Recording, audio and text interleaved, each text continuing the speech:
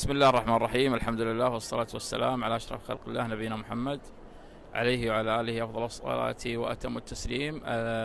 أخوكم محمد القريشي، مؤلف كتاب استراتيجيات الفراكتل. طبعا هذا المؤلف في معرض جدة للكتاب 2022. هذا الكتاب هو نتاج فترة بحثية طويلة، تم تطبيق هذه الاستراتيجية على مئات الشرطات حتى أثبتت ولله الحمد دقتها ومصداقيتها ونجاحها.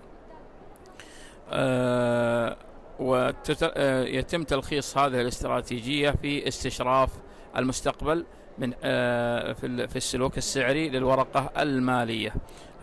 هذه الفكرة بشكل مختصر. الكتاب كان بعنوان التداول باستراتيجية الفراكتل. الفراكتل طبعا فن حديث، فن جديد.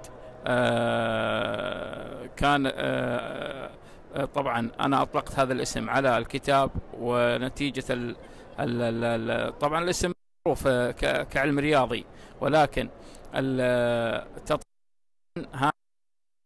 الجزئية التي انفردت فيها في البحث، وكان البحث مضني وأخذ وقت طويل في طريقة توظيف السلوك السعري المتشابه الملاحظ من الجميع، ولكن كان يفتقر إلى طريقة التوظيف للسلوك السعري.